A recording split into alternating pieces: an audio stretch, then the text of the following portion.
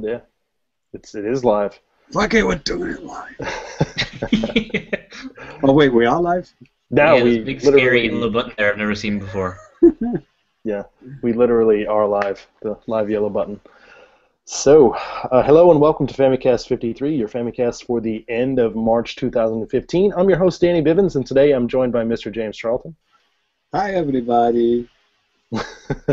And fan favorite, Mr. Cyrus Delaney. I don't have an Irish accent. I'm sorry. Yeah, actually, Cyrus, the first time I heard your voice, I just assumed you were like American. Seriously. Yeah, that's my party game. Go out and ask, hey, where do you think I'm from? And it's great fun. Cool. Well, we have another fun-filled episode for you guys. Lots of stuff happening in the news that we definitely want to get to. But as usual, we're going to go ahead and start out with some new business. And James, how about you go ahead and kick that off for us today, man? Sure, why not? So yeah, I've been playing some games, a game for review, and that was a pretty good game, it turned out. It was Metroid Zero Mission, originally a GBA game, and now on the VC. Obviously the Wii U, because, that's where portable games belong, right? Absolutely. On your massive HD TV. Yes, no, it's on the Wii U, and yeah, it should be on the GBA, but it's not because reasons. And yeah, Metroid Zero Mission is awesome. It's the second GBA one, right? It came out after Fusion, Right. which is already on the VC. I think it's on the VC everywhere, isn't it? Fusion? Yeah. Fusion is, yeah. But this one is yet to come to North America, I think. That's right. Yeah, so I'm playing the European version, and Danny, you played the Japanese version like way long time ago, right? Oh yeah, just over the summertime, and yeah, I played it. This is my first time ever playing it. I beat it, and then Johnny Metz and I talked about it on an episode of Connectivity back in August, I think. So yeah, that was a lot of fun. Yeah, that's a long time ago. So it was kind of weird. I checked the dates for this thing. So actually, originally it was the reverse. It came out in Japan last, like back in the day, 2004 or whatever. It came out in Japan last, then it came out in Europe, and then yes, America got it actually first. So I don't know what is going on. I don't know what kind of bizarre order they're doing for this thing. But anyway, hashtag Reggie sucks. And my fault. It's an ongoing campaign to suppress all Samus and Metroid stuff. It's usual. That's right, yeah. Yeah, I think Iwata and Reggie are determined to not allow any more Metroid games to be made ever again. So yeah, please understand. But anyway, yeah, Zero Mission is awesome. This is the one with the, it's basically the NES game remixed, and it's got the extra mission at the end in the blue cat suit, hence the Zero suit Samus, that's where it comes from, this game. That section of the game it's alright, but it's not amazing, and it's because it's kind of like trying to introduce stealth elements into Metroid, which doesn't exactly work the way they did it, but it's kind of an interesting thing to add on at the end anyway. But yeah, the game itself is awesome, and if you ask me, I don't think the NES original is very playable these days. In fact, I think it's pretty much unplayable these days. It just turns into just like a grind fest, you're just like standing in front of those enemy replicators and just shooting them to get energy back, and then moving on to the next stage, and then losing most of your life in lava or something like that, and then it's just annoying as hell. Yeah, I've never really had a good experience with the game. It's not something I grew up with, so I think some people maybe have some kind of like this nostalgic connection to it, so I can see that, but I think comparing it to any kind of modern day thing, sometimes those old games do stand up, and then this is a case where to me, it's just too archaic, too... okay, if I would say it's too hard, then I guess that makes me a wimp. But it's okay. Ty's not here. And I mean, no, it's like unnecessarily just difficult. It's just how things were back then. I mean, they did the best that they can do, and just unfortunately didn't really translate to modern day. And what they're saying, on the NES version at least. Well, yeah, that's why Super Metroid is such an amazing sequel. It's just makes it into a playable game, and this is more in the vein of that. So it's fast. It looks great, and it's even faster than Super Metroid. It's so quick. Like the upgrade path I mentioned in my review, just like you go from not having any skills, any power ups to having all the useful ones quite quickly. Maybe Super Metroid is a little bit slower in that. Like it takes you a while to become, to feel powerful enough to just go around and feel confident in the world, kind of thing. If you ever do feel that until, some people might argue you don't ever feel that until right at the end. But with this, you get the ledge grabbing, which I think that was introduced in Fusion, right? Which makes just traversing everything is just so easy once you have that. You get that really early, I think, within the first hour of the game anyway, and that opens a whole new section of the map when you do that.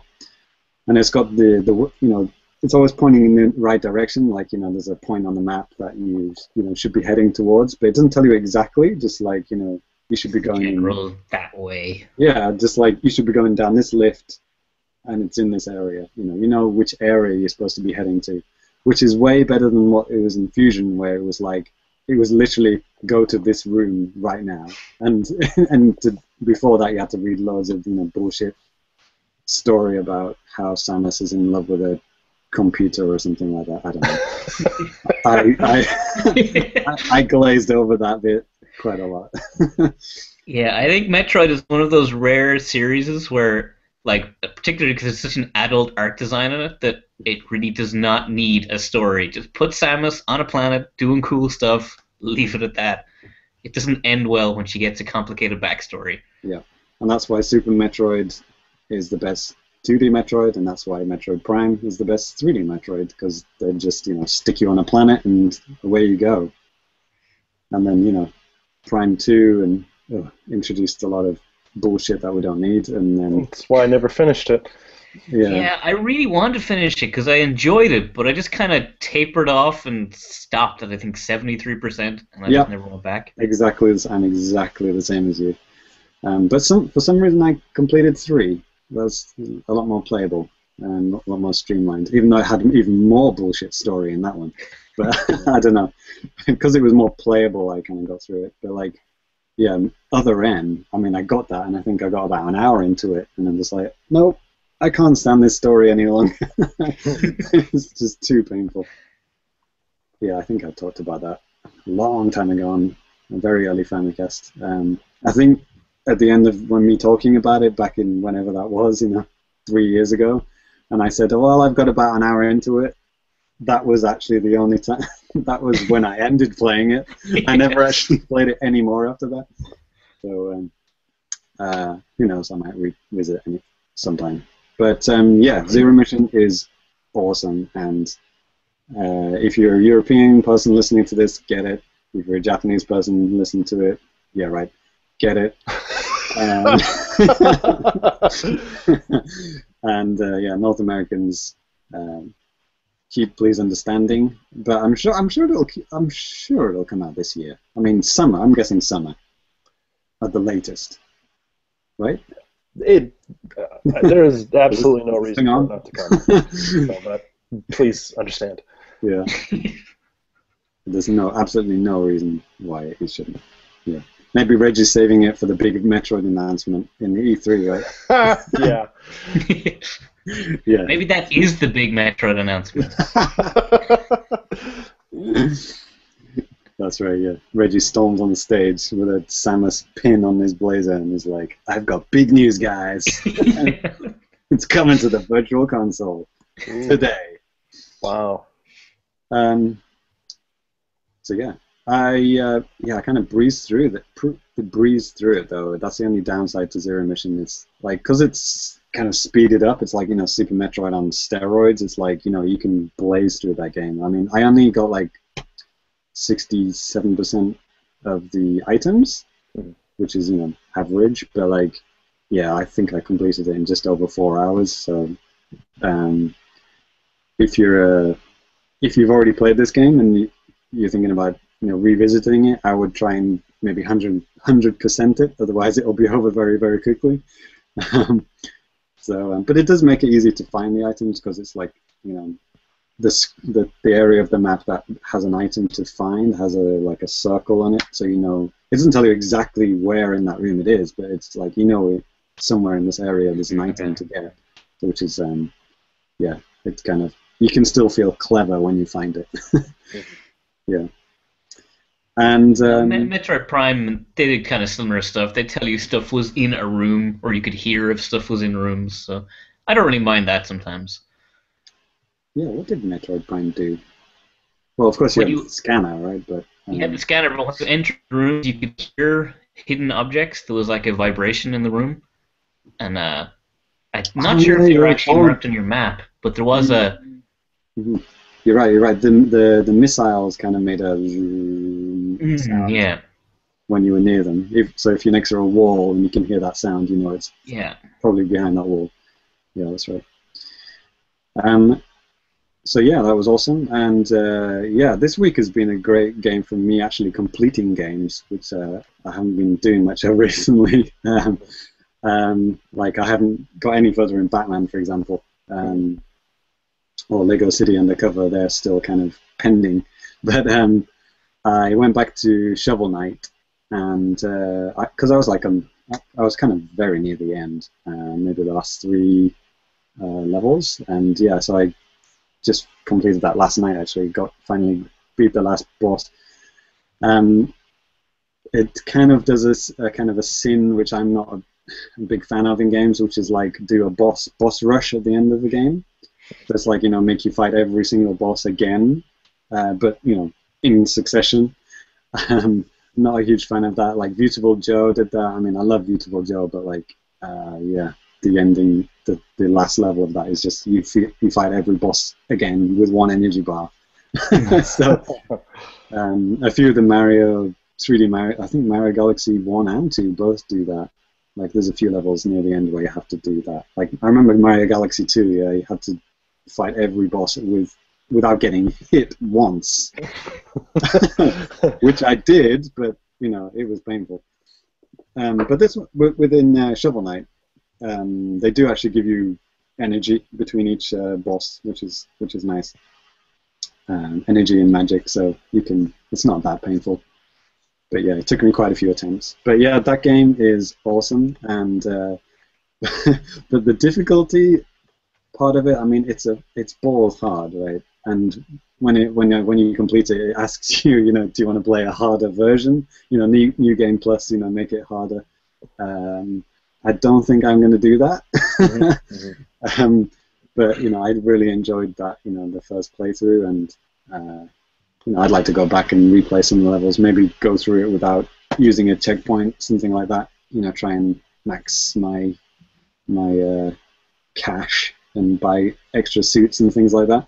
Mm-hmm. But not too interested in beating it on a higher difficulty, because I think it's pretty much high already. Mm-hmm. But yeah, it's an awesome game, and is it coming out on the 3DS in Japan? Did I hear that? I think, that was on an episode of NVC, Nintendo Voice Chat, IGN's Nintendo Podcast. They had Mark McDonald on from 8-4 Play, and I could have swore he said that the 8-4 guys were actually doing the translation from English to Japanese, but regardless, it is coming out in Japan on either the Wii U or 3DS or something. Yeah, I'm pretty sure it's like 3DS, Wii U, that type of stuff. Yeah, because if it hits the 3DS, I'll probably pick it up. I've been kind of putting that game off for a long time, even though I'm a huge Mega Man fan, so I don't know why I haven't bought it yet. What Nintendo systems do you own, Cyrus? You've got I two just 3DSs, right? I have 2 3DSs and a DS. I haven't gotten any of the home consoles in a while. Okay. So yeah, you could get it on the American eShop, right? Oh, sorry. No, I'd have to get an EU one. Yeah. Oh yeah, it's on both. Yeah. It's on the European and the American one. Yeah, definitely get it. I'm not sure about the 3DS version. I'm sure it's exactly the same, but in 3D. But yeah, I just wanted it on the big screen. And that's what I'll see what I'll do.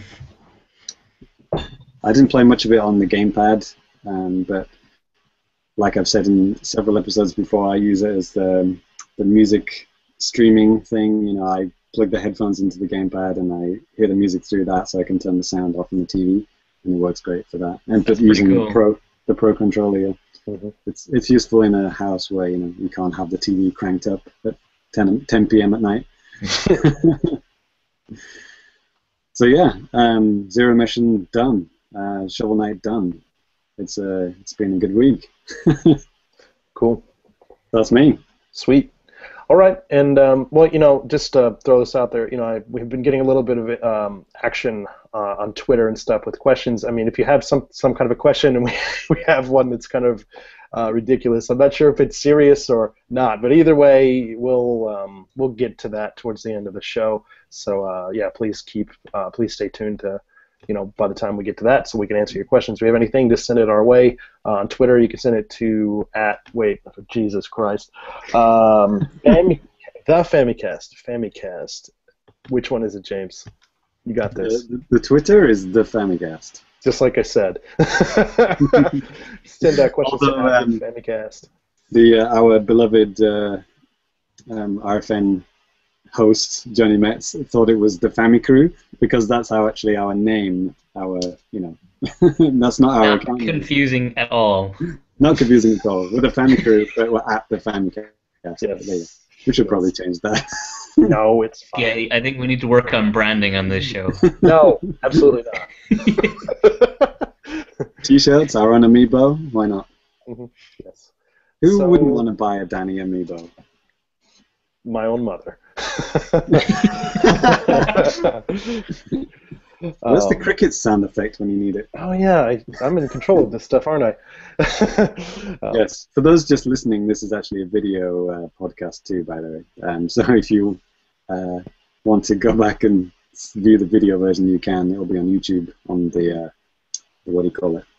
The episode page on the website. We'll embed it in that, and you can watch it in that, which is true for all the live episodes, in case you didn't know. And you'll get extra visual treats, like Cyrus's beard.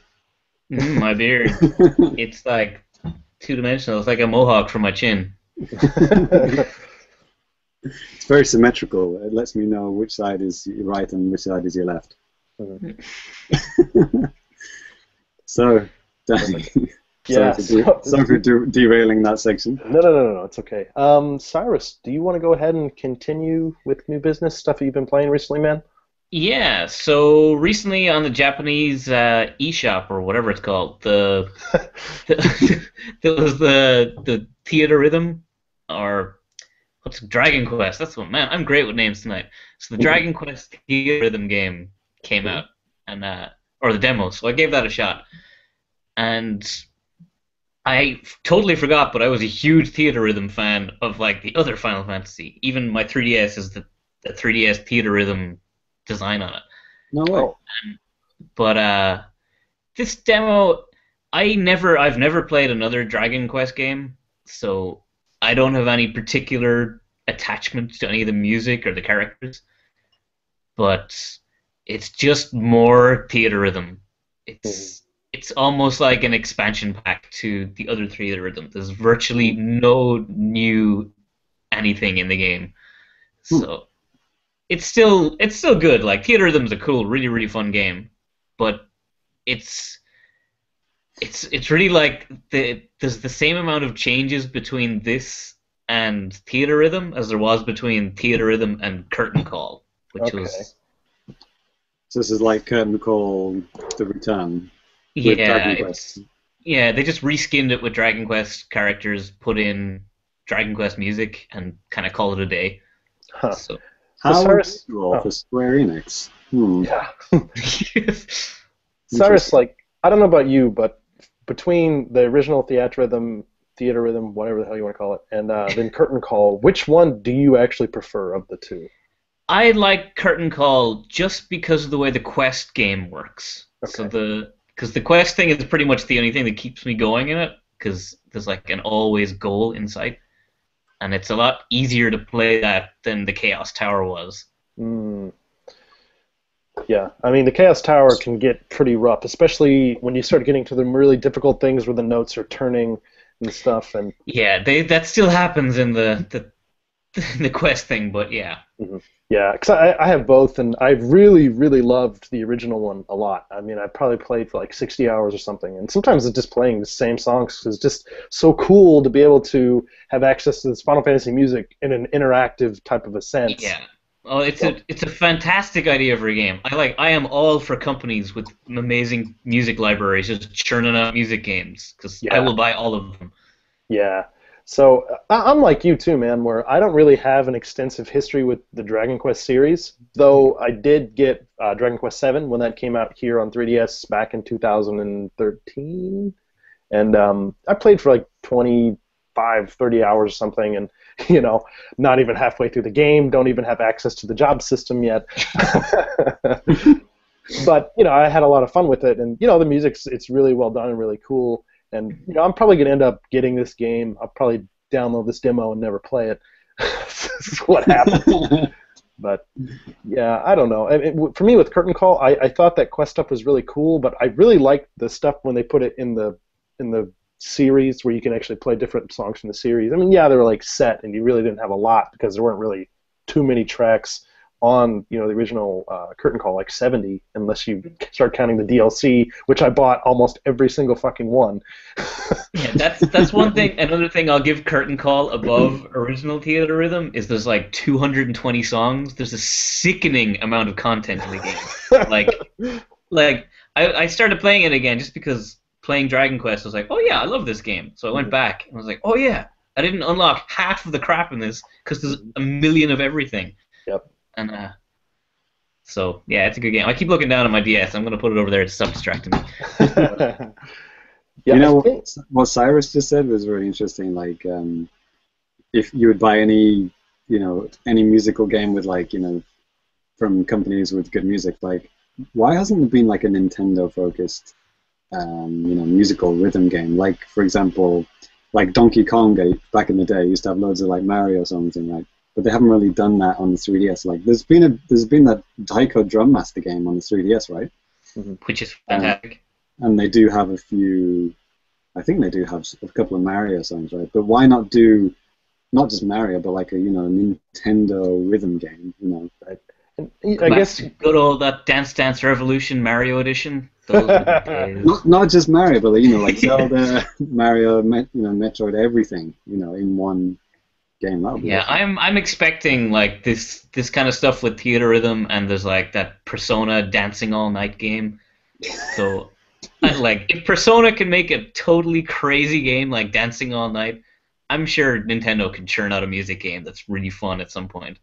Yeah, and not to get too far ahead of ourselves, but even with the recent announcement about mobile, Nintendo kind of moving on to that, maybe that's something that they can do would be more bang for their buck on a mobile platform than it would be on like a 3DS or something too. Not like this.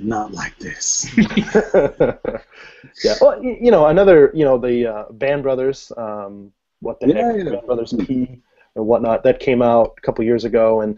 But what's really kind of weird about that, as far as I know, most of the songs that you're playing in the game are stuff that you download, kind of like user-created stuff, sometimes created by kind of like bigger companies or artists and stuff. But it's kind of I guess people could go and make Mario tracks and stuff, but even, I don't know, it's just kind of a pain. Why not just have that stuff just automatically into the game already?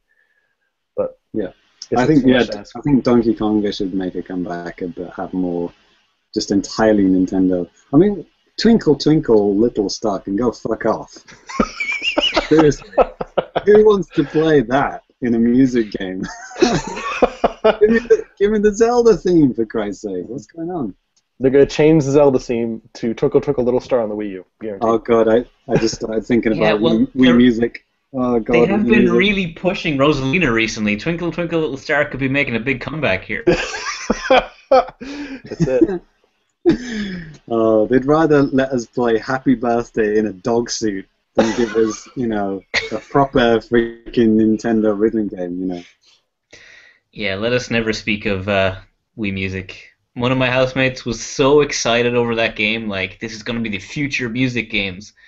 And he got so hyped up for it, he couldn't back away from his commitment to it. Oh God! Even when it came out, I was like, yeah, the game's still good. You just don't understand it, and it was never taken out of its box again. Did he not watch the video presentation about this? I mean, it looks like Come on, E3, you know. Ravi Drums, he did a good show. What are you talking about?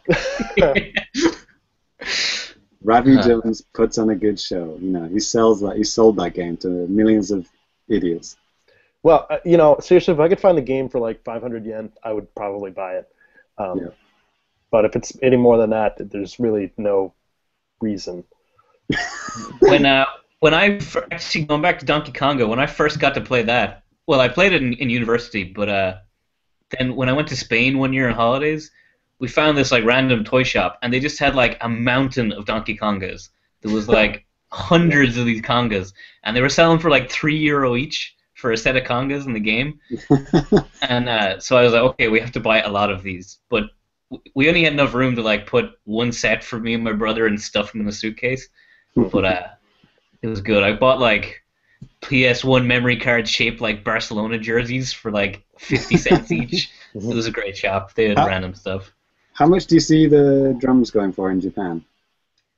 I've never checked. I've seen them. They are around, but I've seen the game and the drums for like about 2,000 or 3,000 yen, like second hand. So not that cheap. So I don't know. I guess it just depends where you go. I mean, I haven't seen them at any like local places really, so it's kind of hard to tell. If I cruised into Akiba or something like that, I'm sure I could find something, maybe a mountain of them hidden some shop somewhere. And those are the kind of things you don't want to buy really a second-hand one that's been used too much, right? Because they're going to be like, it's going to be black, or just like half of it's going to be missing because it's been hit so much.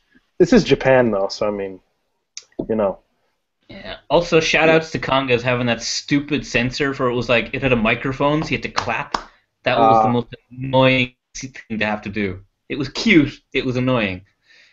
You couldn't just tap the side? No, because I had to, like, what I ended up doing was I tapped the bongos, but then to make the clap sound, I just, like, tapped the microphone. Because the clap was just obnoxious. You had to clap at sufficient level for it to pick you up, which was just too loud to do at home. I bet you looked really cool at university doing that. Clapping in front of some toy bongos in front of an animated monkey. That's better than like FaceTime or that Face Blaster game where you're like, I'm a 90s kid on an advertisement, you know. Whoa, I'm in the game, Mom. Yeah. Or for me, shortly after Nintendogs on DS released, I brought it to school, and I was like out in like some little area at the university. I was like, "Oh, come here, yeah, hey, good boy." People were like, what is this guy doing? Let's be thankful Love Plus never took off in the West. This is my girlfriend. And that's how Danny got put in the special ed class. That's it. Anyway, so yeah, that was a good tangent on music games. Yeah, and one final to bring it right back to Theatrhythm just before we finish is that right now there was like 2 free DLC tracks for the whatever version. Yeah, it's like either Japanese one, so it's like 2 Romancing Saga 3 tracks, which I think they just put them all up for free on the American version, which is pretty sweet. But I think this is for Curtain Call. Yeah, for Curtain Call, yeah. So it's, I think they're trying to remind people, it's like, hey, we got Dragon Quest coming out. Here's some more DLC for this other one. So I just saw a poster for Dragon Quest Theatrhythm today, and I think it comes out in like 3 days. Yeah, next Thursday. Next Thursday, okay. So yeah, very, very soon. Is anyone planning on getting the actual final game, or? I will probably wait for a Curtain Call version of it, because there will be one, and there was like such a difference in the content, like the amount of songs between the 2 games. I have no interest in picking Dragon Quest up first day. Danny, you're going to get it first day. Why not? You're going to buy all the DLC, and then when the Curtain Call version comes out, and they'll have it all included. Yeah. Well, hey, with Curtain Call, they do have some cool DLC. Like you were saying, the Romancing Saga and stuff. I think that's some of the stuff that they had talked about a long time ago, and it's been out here for quite a while. But even they started including, I think they have some Bravely Default songs on there. Yeah, I grabbed those straight up because Bravely Default has some of the best music in games. It's Do they have the characters and the backgrounds together with that, or is it just the music with Final Fantasy characters? Was there any Bravely Default backgrounds? Yeah, there is one. I think you get the final boss stage from Bravely Default becomes a backdrop for the battle music. Okay, cool. Okay. I was going to say, is it because it would be very easy to do a lazy version of that and just have the Final Fantasy characters, but all these different RPGs music. Mm-hmm. I could easily see Square Enix doing that too. Oh yeah. No, I do have one of the DLC characters, Yuffie from Final Fantasy VII. She's my waifu. She has to be in there.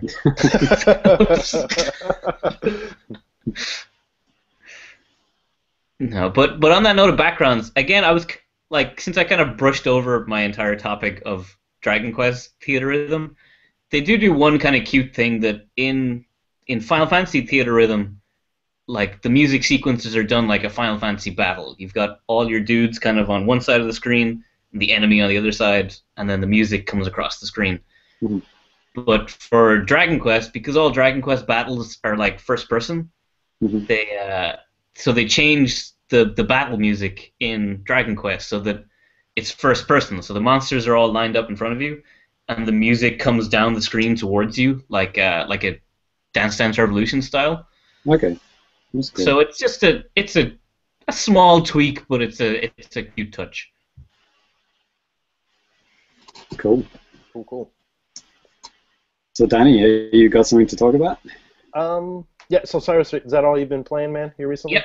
I've just been absorbed in going back and finally clearing Theatrhythm. I've got no life aside from that. Cool. Well, yeah, I haven't been playing much since the last time we had all. Well, since I talked when you and Ty were waiting outside in the freezing cold. No, I've been kind of continuing on with Majora's Mask, and I kind of want to correct myself with some of the things I said last time. I think James was like, "So, you notice any differences?" And aside from 3D and a couple other things, I said, "Oh no, everything's almost the same, man."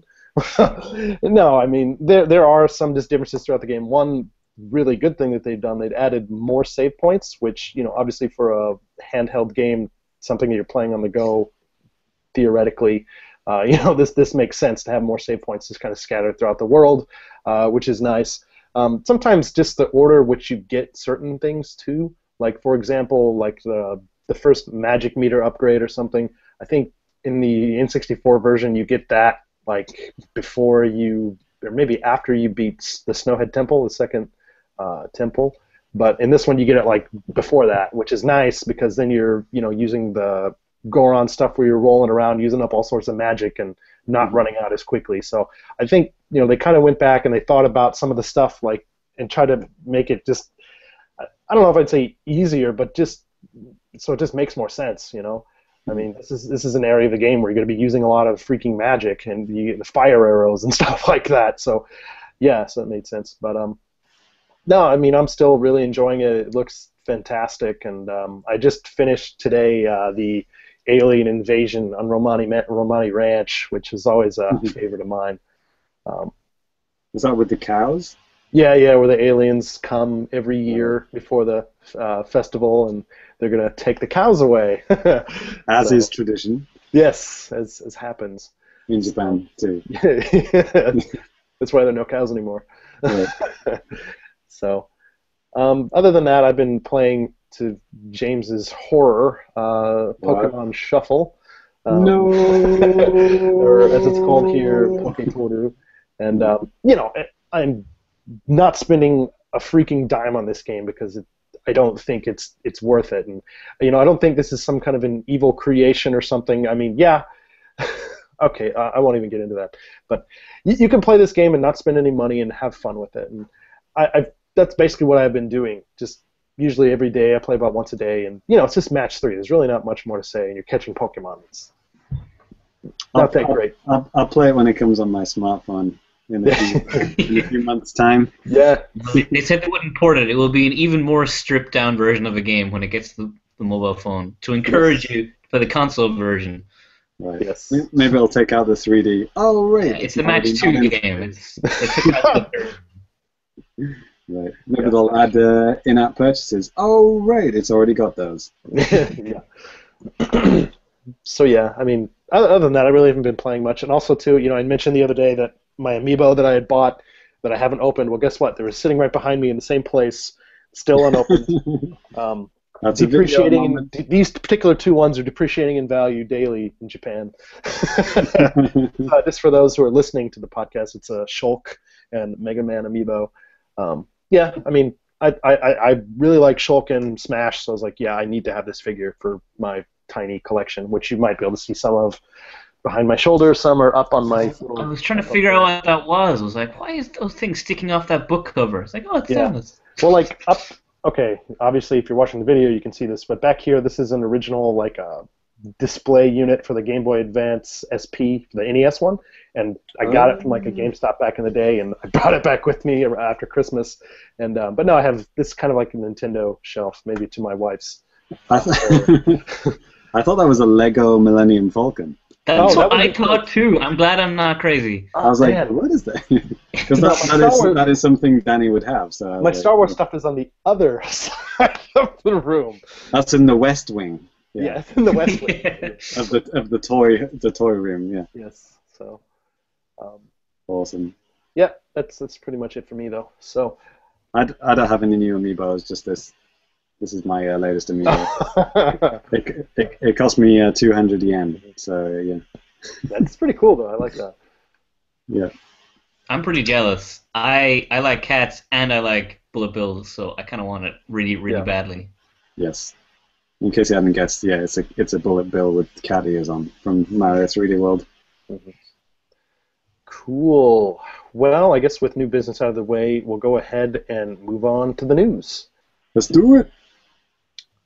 So, let's see here. Hey, Cyrus, you have your agenda pulled up and everything, dude? Yeah, I do.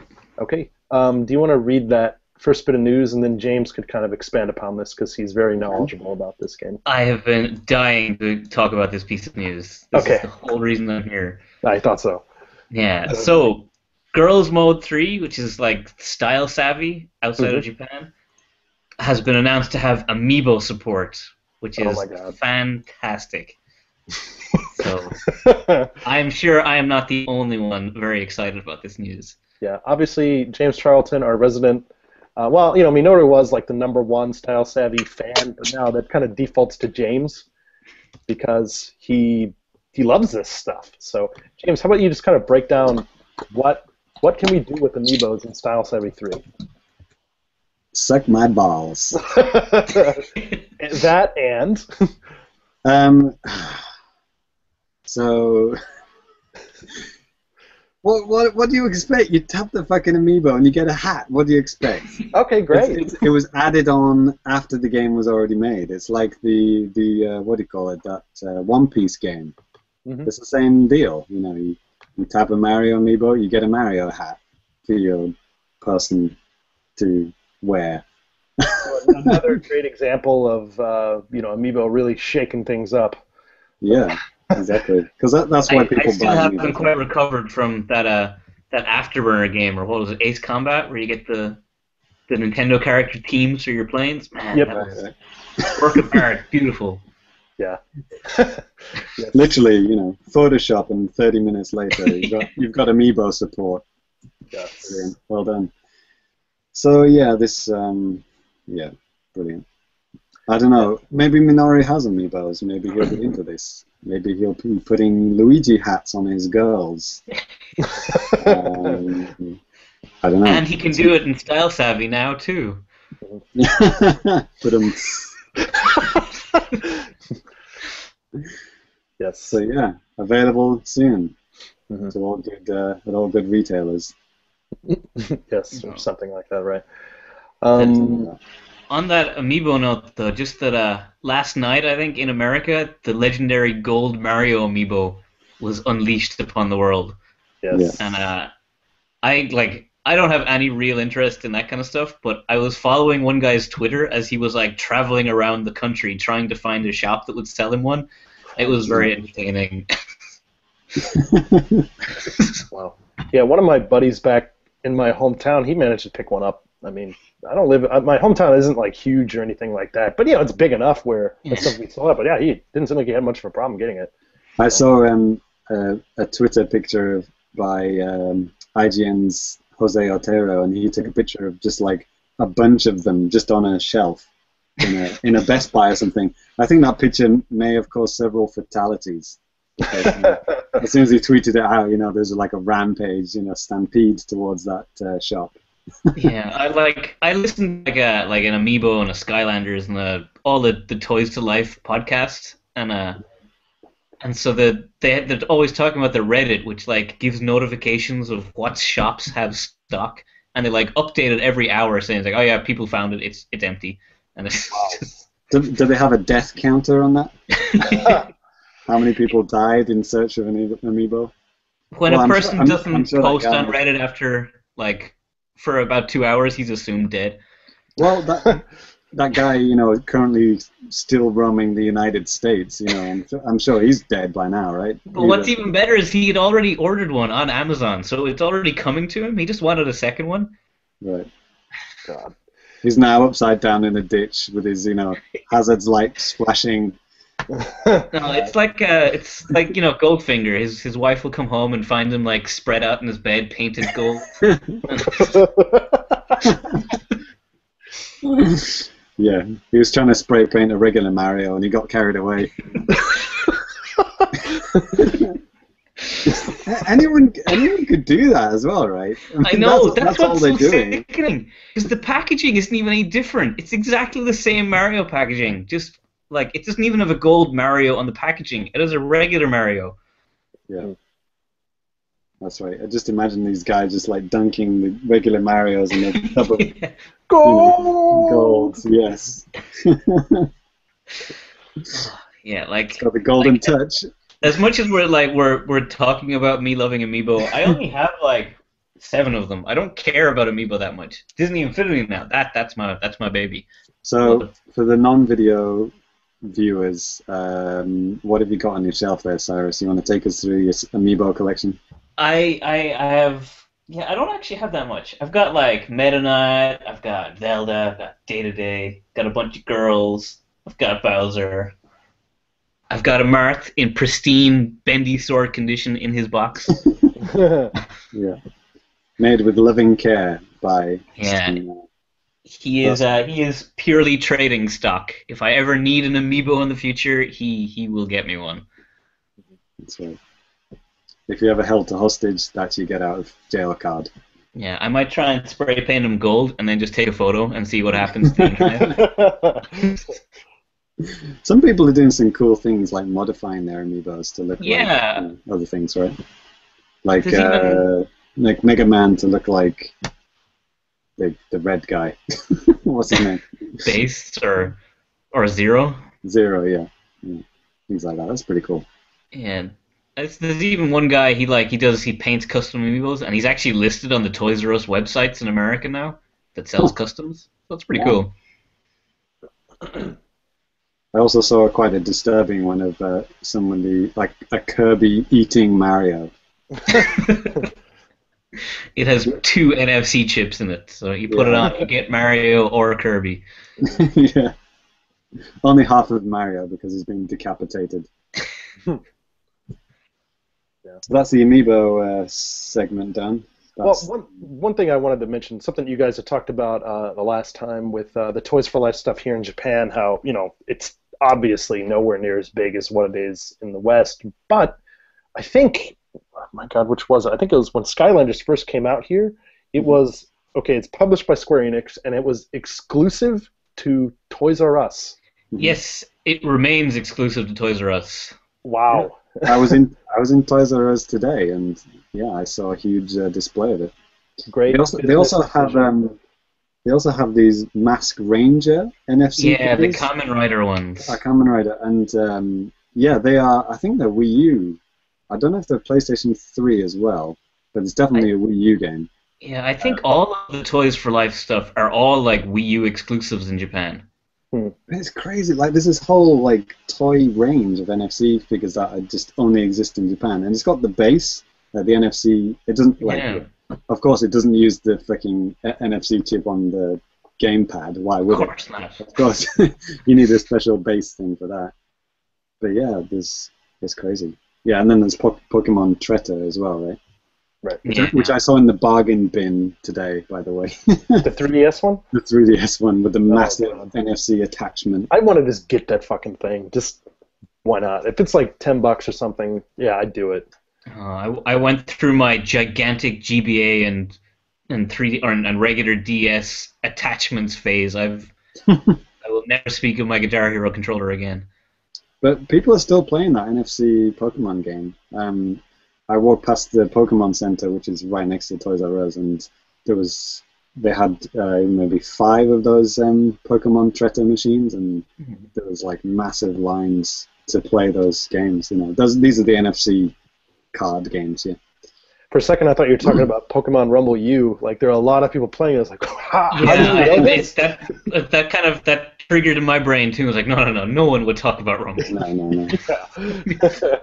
Well, that's the weird thing, that they tried to do that with the Pokemon Rumble thing, but it wasn't as good as. It's stupid. That. I mean, I don't know why they just didn't do Treta on the Wii U. But. Even like the Rumble figures were awful, and they were blind bags, so you couldn't buy what you wanted, so it kind of shot itself in the foot really quickly. Yeah, I mean, at least with Skylanders, yeah, sure, it's only Toys R Us here, but you get what you want as long as it's in stock. But yeah, making this stuff only available at the Pokemon Center blind box, it's like, dude, of course this thing is gonna fail. I mean, give me a break. That's stupid. Mm-hmm. But anyway, so I guess moving on to the next thing on the agenda, which is the big one. So I'll kind of go ahead and I guess lead into this here. So Nintendo and this big, gigantic Japanese company called DeNA, they've agreed to enter into a capital alliance. And basically, I guess on the business side of things, this has Nintendo acquiring a certain percentage of DeNA's treasury shares, and then DeNA also acquires parts of Nintendo. And basically, I'm no business expert, so please point and laugh at any point in time here. But with the amount of stuff that they own of the opposite company, it's like worth the same amount of money. Mm-hmm. But that's not just the big news here. The big news is that there's several things from this, and one being that with this, Nintendo is working together with DeNA to make mobile games. Not just stuff no longer on 3DS and Wii U, but making stuff for smartphones, making stuff for tablets, PCs, whatnot. So I thought maybe we can go ahead and get started just on that. So with Nintendo entering the mobile space, what do you guys want, or what type of stuff do you guys expect from Nintendo? My first thought was when they said DeNA was going to be making these apps in collaboration with Nintendo, was that Nintendo need to make sure that these games and these apps go through the treehouse. They want the certification process. They want the people that check out the games that they work, and they're functional and all that kind of stuff, and they're actually a game. They should have to go through that process at least 2 or 3 times compared to regular games, because I don't trust. I mean, I just hope they've got them on an incredibly tight leash when they've got, if they're basically giving them the reign to make, games and apps with all the Nintendo IP. That's a kind of a dangerous, slippery slope. I mean, I don't think they will do that, but I just really hope that they keep a tight leash, and whatever they do, it's up to the standard that we expect Nintendo games to be. Right. But saying that, Pokemon Shuffle just came out, so who knows? That was kind of exactly my point. Is that Nintendo is really famous for the Nintendo quality. Everything they release is usually like it's that really high bar compared to everything else usually. But then Pokemon Shuffle came out, which was a mobile game. It was just your standard match 3 with microtransactions. It was everything everyone hates about mobile games, and it was on the 3DS. So Yeah. I am willing to give them a chance, but when Nintendo try new things like this, they tend to do horrible at them. So Right. it takes them a long time to catch up to everything and not make it bad. So I will give them some rope and see what they do with it. The other danger sign, I mean, to like the Japan angle on this, because we are the Famicast after all, but like the fact that this is a Japanese company, and trusting a Japanese company like Nintendo with very poor performance with networking, to then partnership with another Japanese mobile company. Of course they've got more experience with mobile apps and everything, but that's only in Japan. I mean, I think they are a global company. I know there are mobile games on the American and European iTunes stores. I think that's something important to say too. I mean, DeNA, if you guys have heard of Mobile Game, they own this company. It's something that they acquired just here throughout the past couple of years or something like that. So, yeah, go ahead, James. But if you do a search for Mobile Game on your iTunes store of your choice, it's not games that we like. I mean, they do lots of IP. I think they've got like Transformers games and stuff. Obviously they're more suited for the West and stuff. But they're all just the usual fighting game. You have to wait to play more and in-app purchases to unlock all this bullshit. It's all that kind of things that we don't like. And then none of them are games that I play or would want to play. They're just your bog standard smartphone game. So if they just keep doing that, but with Nintendo IP, that's not good. That's not good enough for me. Nintendo needs to step in and say, okay, we're doing this partnership. Okay, we're not doing this kind of thing with our IP. We're going to use your network and your infrastructure to step off from this, but we're not. Our games are a different breed from that. But I think. Yeah, Nintendo has a lot of pride, so I don't think. I mean, they've made mistakes in the past where they just handed stuff off, and it's a disaster. Take a look at CDI Zelda games. But they've worked closely with other companies before to make really good stuff. Look at stuff like F-Zero on GameCube, for example. But I think it seems to me, and I was talking with Neil Ronahan, site director, about this type of stuff, and it seems to me that Nintendo, what they'll probably be doing and what they should be doing is using DeNA's smarts for stuff with like the infrastructure and back-end stuff that Nintendo isn't really that good at, when it comes to making stuff.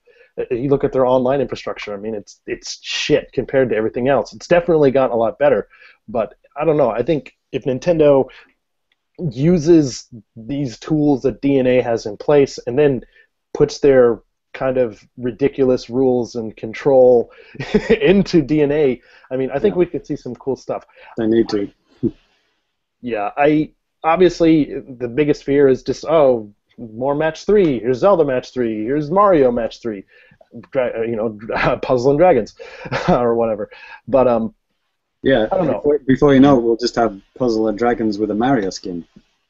We don't want that. Yeah, what I am kind of hoping about this is that since the 3DS already has stuff like the Street Pass games, which are kind of mobile-y games. They're like, you play them for a couple of minutes, you put them down. It's the same kind of deal. So I wouldn't be opposed to stuff like that, because they're actually a lot of fun. I have a bunch of them. Mm-hmm. And they do have in-app purchases, but they're play coins that are, not real money, right? So I'd be cool if Nintendo did stuff like that, like kind of stuff that doesn't insult me as a player. But I don't know if, I mean, I just kind of got put off even attempting to play games on my iPad and iPod these days. I don't have an iPhone, but I've got an iPod which, plays the same games. iPod Touch. And just all mobile games now, and these are mobile games and DeNA games included, there's just a kind of a template that people use now. I mean, there are games that, there's 4 or 5 games that are exactly the same game, but there's a different IP attached to it. There's a Transformers, there's a what's the not the Mortal Kombat game, but there's the the DC. Justice, yeah. Yeah, I mean that's exactly the same as several other fighting games. On the mobile on mobile devices, right? And Nintendo cannot allow that template to be applied to their IP. They just can't do it. That's just bad. But at the same time, that's maybe what people who play mobile games a lot, maybe that's what they like. So I'm sure that I think some of those kind of games will appear, but I just hope that that's not the majority of Nintendo.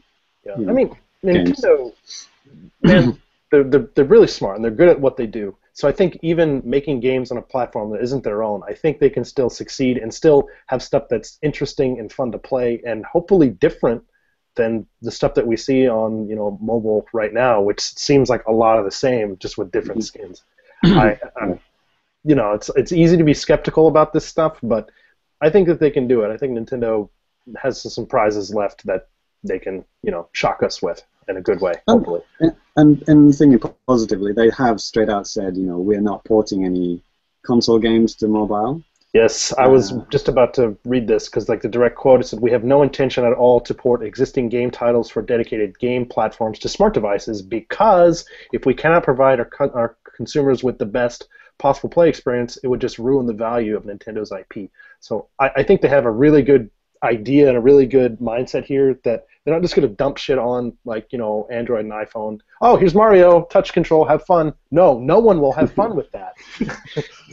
I do enjoy how virtually every game reporting website on the internet decided to carefully ignore that statement. Yes. I was about to say the name of one of those websites, but let's just say a website called Gollypon takes that statement and then makes a Photoshop image of New Super Mario Brothers U playing on the iPhone. That's not going to happen. Yeah.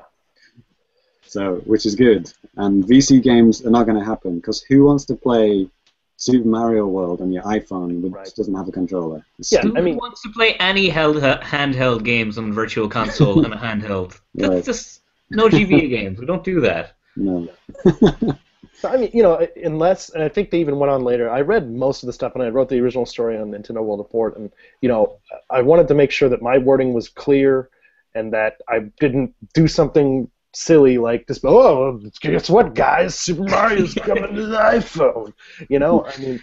So yeah, Nintendo is very aware that this is exactly what people will think, and they've done everything they can to try to make it so it's not confusing. But people are people, and they write and believe what they want to believe. So about a year ago, Iwata said something like, "We may try to create experiences or things on mobile devices which would entice players to play our real games, quote-unquote real games." That's not what he said, but I'm paraphrasing.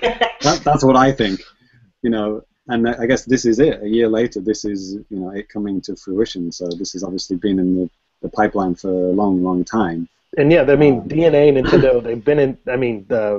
What the heck? The head dude at DeNA was talking with Iwata as of 2010, talking about stuff, and yeah. So there's been some kind of interaction between these guys for the past 4 or 5 years. So this stuff's been there. It's a lot of green tea that needs to be brewed, Danny.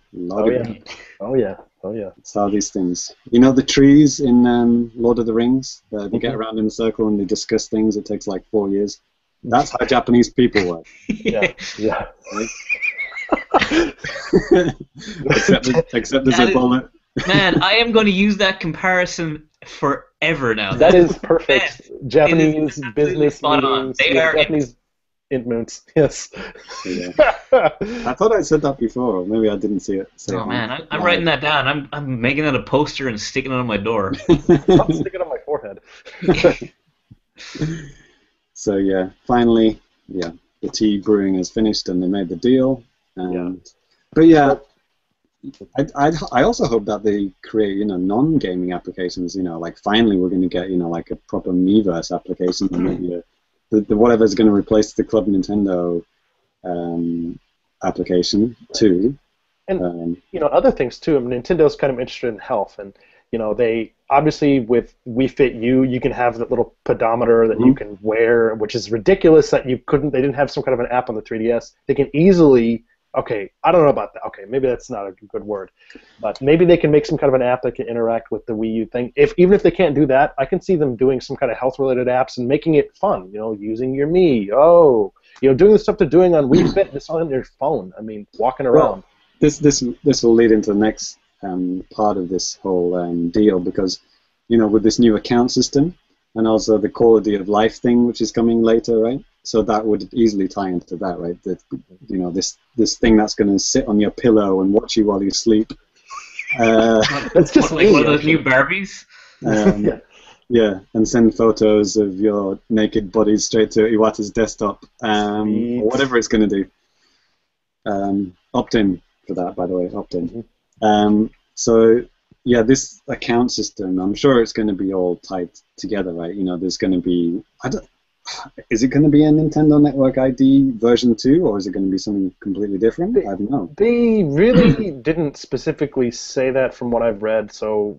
wouldn't it be weird to just, discount the Nintendo Network ID at this point? Or maybe that Bring back Frank codes, man. They had it right the first time. Frank codes for everyone. But because a Nintendo Network ID, that doesn't really sit well with, if you're going for the health market, right? You don't want to be logging into your pedometer with a Nintendo ID, right? Or on your computer, on your desktop computer, on your smartphone, right? Maybe it's going to be something more neutral than that. They could integrate both of them together. I mean, yeah, hopefully you link them, right? Yeah. Yeah, that would seem like it would kind of make the most sense, because then if you don't do that, then on the current generation of gaming consoles, on the Wii U and the 3DS, then you have to make another login, right. For something, which would be kind of silly. DeNA account, whatever it's going to be called, and then you can link your Nintendo Network ID to that, right? And then link that to your, the premium account thing. There's no doubt in my mind that they're not going to label that anything with DeNA. This is going to be Nintendo. You know what I mean? Oh, sure. I'm just using that as just to clarify what I'm talking about. Okay. But yeah, whatever this account system will be called, will not only work with the Wii U and the 3DS and smartphones, but it will also work with their next system, which they also announced, right? Yeah, man. Let's talk about putting a gun to Wii U's head and just saying, we're done with you, I'm sorry. Exactly. I think immediately after reading that, I tweeted out, as soon as Reggie read that the NX was announced, he just turned around, looked at his warehouse full of Wii U's, and a single tear dropped down his face. He's like, how the fuck am I going to sell these things now? Yeah. And as I was telling you on that same tweet, all they got to do, if they want to ship every Wii U console they currently have, they stick a Silver Mario amiibo in those boxes. Right. And No. 1 in every 5,000 boxes. No, because that means people will be like, oh, well, I only have a chance of getting one. Because it's like a chance of a chance, because it's already Amiibo. Amiibo is already like random chance of getting one. You don't want to random square. That's almost too much for some people. Yeah. Actually, Cyrus, I like that idea. I mean, I think as a joke, I think it is actually a way they could sell every Wii U thing they have legitimately. The ultimate Amiibo pack. It's got 50 Amiibos and a Wii U in it. Yeah, buy 50 Amiibos, get a free Wii U. The box is like 3 meters wide. It's like Rock Band all over again. Put like a Reggie Amiibo in there, and it's like you're sorted. Yeah. Yeah. So with this, brand new hardware, they really didn't say much about it other than quote unquote, this is a new hardware system with a brand new concept. I certainly hope so. Yeah, the NX, or you could even call it the N-Cross if you're Japanese. Yeah, and wasn't that a boy band in the 1990s? Sure. Sorry, no, that was NSYNC. Sorry. Same thing. Same thing. They're actually rumored to be heavily involved with the development of the new membership system. That's what happens when you pair your smartphone to the new system. It's called the NSYNC. Yes. The NX. Patent pending. It's going to here in Japan. In the West, it's going to be a bit of a problem. Right. So, but yeah, with the new system too, it's supposed to make somehow it's going to be make full use of this new membership service, and it's supposed to be like a core element of the new system. So it's kind of okay. And another thing too about this as well, this is they talked about this because they wanted to, I guess, put out any fires of people that are thinking like, hey, well, shit, Nintendo's going mobile. You know, their dedicated gaming business is just done. But no, this is their way to show Nintendo fans that, hey, no, we still care about, you know, people who like, you know, kind of hardcore games with physical controls and stuff like that. So they went out of their way to talk about this thing that's maybe just in the conceptual stages and whatnot. But with the new membership service being a core element to the new system, that's kind of like, wow, what does this actually mean? Like, what can this thing? Well, we don't even know much about the membership service at all anyway, so it's kind of hard to even guess. You know, going back to the health thing, it would be interesting. You know, if you carry your smartphone around with you, it would count the steps that you walk. Yes, that's what I was alluding to. Or if you carry a 3DS around with you, it would count the steps with that. You know, and then it would all sync to your account, right?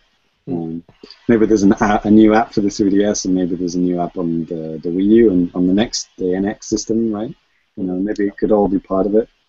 I don't know if they're going to have the quality of life things totally separate from the gaming, or if this is going to be, you know, one and the same. I don't know. You know, like how there's a health app on your iPhone, right? But there's also the App Store on the iPhone. You know, it's all there together, right? I don't know if they're going to do that with the next system. I imagine if they were going to bridge the two, they'd use something like Brain Training as like the flagship title for this quality of life thing. Because even I teach some like 80-year-old people in one of my classes, and they play Brain Training, so I'd say they could definitely. Still. Yeah. God, talk about behind in the times. But if that market Nintendo are trying to tap into, like the older gaming market with quality of life, then yeah, I'd say that would be definitely something they could key off. Well, the only thing we know is this sleep regulator thing, right? That's true, by the way. We weren't just I know. Nintendo, they did biorhythms. They've done a lot of stuff. It's if someone says some crazy Nintendo peripheral, I just assume at face value that. Oh yeah, yes. I've talked about before. I have that the Bio Tetris, the thing it clips on your ear. I have it, and it kind of works too. So. Yeah, it warns you if you're gonna have a heart attack. Yeah, too late. Yeah. While playing Tetris. Yeah. He died playing Tetris. He was a good man. Yeah. Anyway. Is there anything that we left out with this announcement? I mean, it's pretty huge. I mean, right. Some people. Yeah, it's pretty huge, but they gave so little concrete info about it. They just kind of said it was happening, so it's kind of hard to talk about it. Yeah, I mean, there's no games announced for this thing. They announced a console, but we don't know anything about it. They announced a service, but we don't know what it's going to do. You know, it's very ethereal at the moment. But yeah, I think they said there's going to be at least one smartphone game coming this year. So we've got that version of Pokemon Shuffle to look forward to. Oh man, Animal Crossing Farmville. Done. Pack it up. Friday evening, we're gone home. Yeah, have to block more members of my family. But yeah, it's I don't know. Would you call it an exciting times, nerve-wracking times, interesting times? I don't know. Maybe a combination of all of those things. I don't know. It's going to be a weird but interesting transition for Nintendo as a company and as Nintendo fans too. Just we're going to have all sorts of over stuff that, over just our cell phones, stuff that we can access on a daily basis, things that we're using all the time. We're going to be able to use some kind of Nintendo applications on it for better or worse, So that's kind of cool. I'm excited about it. Well, if you can load up Miiverse in 2 seconds as opposed to, 20. Oh yeah, I'll tell you, it's quite like fast. Having like a tweeting service kind of thing that ties into Miiverse would be really great. Mm-hmm. And all smartphones have NFC readers. Amiibo on the go. Amiibo. Patent pending. Yeah, actually, wow, that's good. That'd be a cool idea. And as for the next system, the NX, if it's going to be a portable or a console or a hybrid, they didn't actually say. Yeah, but with it being called they didn't NX, actually say. They said a system, didn't they? yeah. I think the With word they used was system. Yeah. So with it being called the NX, or could be cross. I mean, this could be the rumored, cross system, the handheld console hybrid that everyone's kind of talked about. Could be, but I don't know. It's actually just a dedicated N plus emulator. That's all it does. Makes sense. Yeah, I think there's a good chance of that. I mean, I think people are saying that it's still two separate things. I think it could also be both of those because you might sell both segments separately, but they can also connect, kind of thing. Like the base unit that connects to your TV may be sold separately to the handheld thing, or you could buy them together. I could see them doing. I could see them doing something like with the gamepad being like a prototype of it, where the console is your home thing and the gamepad is your new 3DS, which you just bring off, and then you come back, you use the controller, your games crossplay between the two of them. I don't know. I mean, they created that new headquarters in Kyoto. What was it, like 2 years ago, 3 years ago? That was solely dedicated to this software to bridge the gap between consoles and handhelds, right? Or just to create a what do you call it? Not a programming language, but what do you call it? An engine or something like that? I don't know the word. A platform, software platform that you can use across multiple devices, right? That's what they said. So it kind of makes sense. Yeah. I don't know if that multiple devices back then. I don't know if they're referring to smartphones back then. I don't know. Yeah. Maybe you could. Maybe Nintendo games could be easily moved over to anything, but yeah, like they said, they're not going to downgrade real games onto smartphones. Right. So. No worries there. No worries there. Even if they did, they're gonna, like they said. I think another quote they said too is like, if they're gonna port games, they're gonna make sure that it fits. They have some kind of control system in there that it works. So you're not just gonna see, digital, or I'm sorry, like a control pad on top of your iPhone or something that's not physical, because that sucks. What I would be interested to see from these kind of things is like, say, Injustice again. We mentioned that before. Injustice and Mortal Kombat 9, I think, had mobile equivalent games, and the games were like really stripped down. They're pretty bad, but when you unlock stuff in those, it unlocks stuff in the games, the home console ones. Yeah.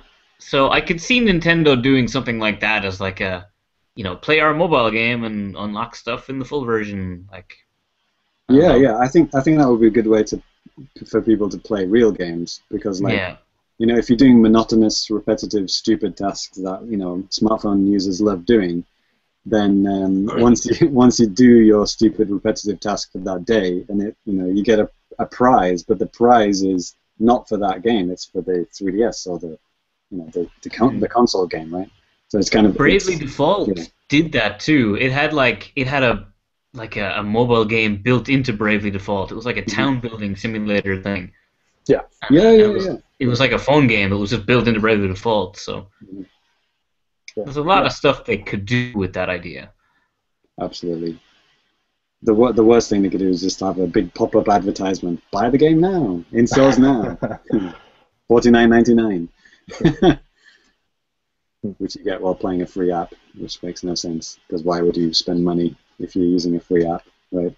Yeah, no kidding. That's another thing, actually. Are they going to charge high amounts of money like Square Enix? Are they going to have $9.99 iPhone apps, or are they going to go the free? Or are they going to do both? Probably going to do both, but are we going to have proper big games on the smartphones that are designed for smartphones, but then charge quite a lot of money for them? Well, a lot in the smartphone sense of the word. Yeah, I think more than zero. Yeah. We'll find out soon enough with the one that comes out this year. Cool. Well, I think that pretty much wraps up the news here. I don't know about you guys, but I haven't eaten dinner yet. I'm getting kind of hungry. 11 o'clock at night here. So we did have a question from Twitter. And I don't know if you guys had spotted this, but I'll go ahead. Oh yeah, I saw that. Yeah. You go ahead and just read this out, and you guys can weigh in on this. And I don't even know how to tackle this, but this is from Twitter handle @flapping_eagle. His name's Mark, and first he's like, "Hey, you guys taking questions?" Like, yes. And he's like, "Who is the most famous person in Japan?" Aside from ourselves, no. Yeah. I've got a good answer. Well, I kind of talk about this with a lot of my students. It's kind of a good test of their awareness of the world. Is that you regale a few Japanese celebrities and you say like, okay, how famous do you think Ayumi Hamazaki is in America or in Europe? And they go, oh, she's pretty big. Yeah, she's probably really well known in Europe. I'm like, brr. That's dream crushed. That's how most of my lessons go. No, but like, yeah. So obviously that person would have very little awareness of the outside world because no one's heard of Ayumi Hamazaki outside of Japan and maybe South Korea. Or even in my apartment, I don't even know. Yeah, she's like Lady Gaga, but in Japan, right? Sure, why not? But yeah, probably the most famous, known by older people and younger people is an old guy called Minamonta. He hosts all the kind of big, award shows and things. He's like, for me and Cyrus, he would be the equivalent of Chris Tarrant. For Danny, it would be, God. I'm just trying to I'm blanking on American. Yeah, he was just Sabrina once. The guy did Wheel of Fortune, the white-haired dude. Pat With the mustache.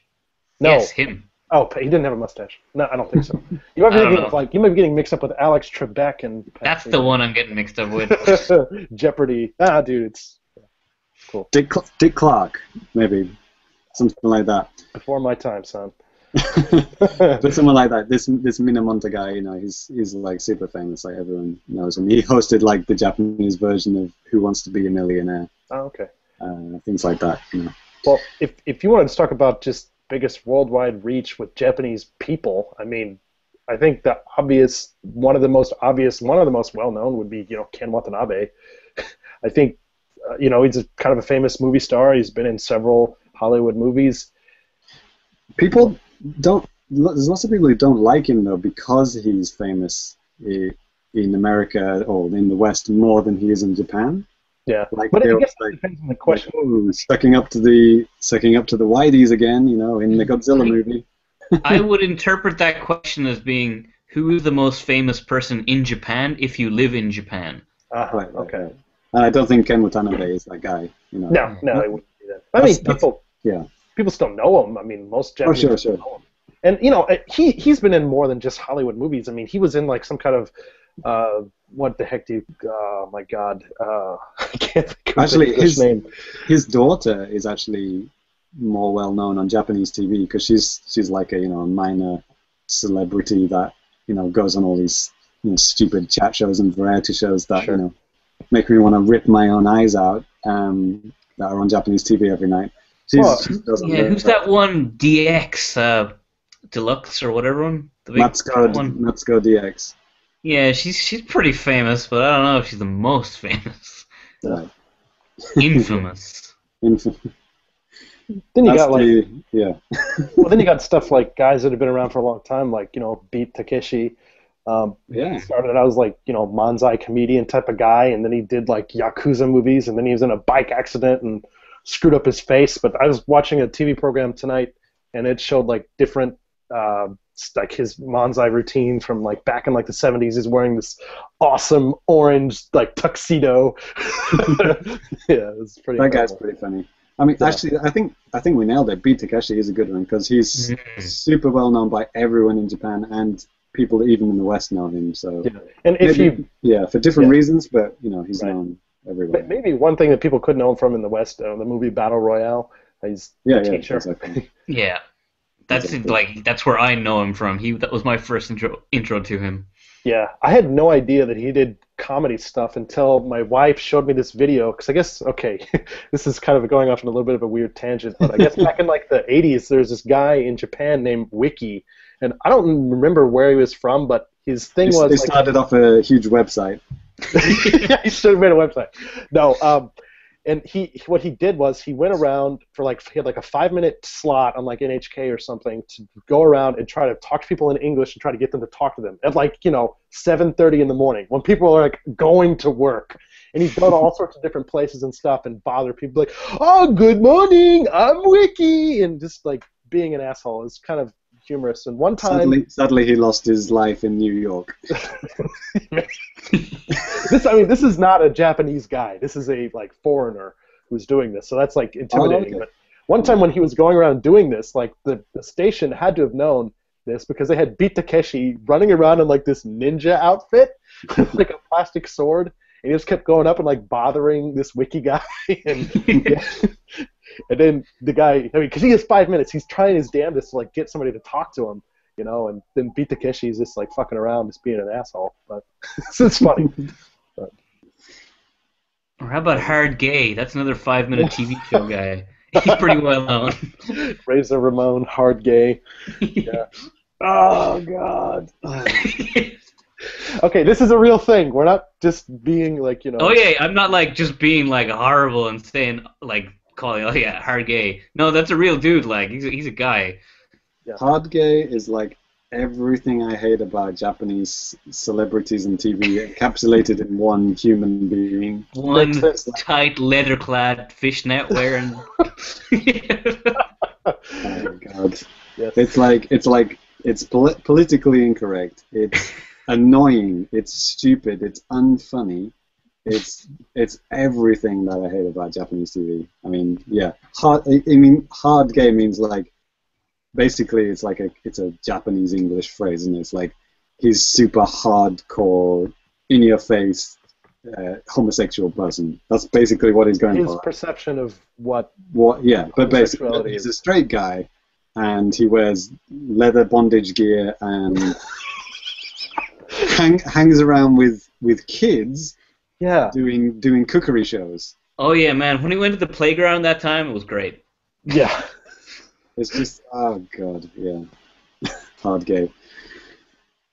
Infamous more than famous, I think. Yeah. Yeah. To give credit to Japanese TV, they have improved a lot. There was, recently there was that Majora Clover Z thing where they did the blackface comedy routine on their. Oh, and they cancelled it, right? Yeah, man, that's progress. They almost got to television, but didn't quite make it. So that's a big step. Yeah. Somebody's paying attention. It just took the combined horrible moral outcry of like the entire planet on the internet. Exactly. Yeah, I think we talked about that, didn't we? We did. Yeah. We talked about that. But yeah, there you go. That's famous people. So yeah, Japanese people, generally speaking, just painting everyone with the same brush here, but like generally speaking, are unaware that Japanese celebrities are only famous in Japan. And the general status of Japanese TV and movies are not that well known outside of Japan, in general. So it comes as a shock. It's like, whoa, you've never seen this variety show, or you've never seen this cookery show, or you've never heard of SMAP. It's like you don't know the movie Dive. Yeah. So yeah, maybe. Yeah, blissfully unaware, but also it's kind of funny sometimes to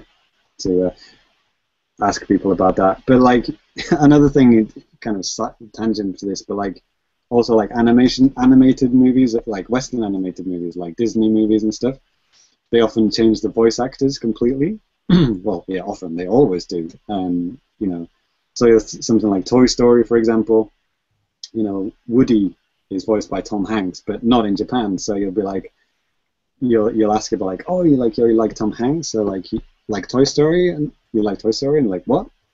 They won't get what you're talking about. It's like, oh, you don't know who voices Woody, or you don't know the guy who voices Buzz Lightyear.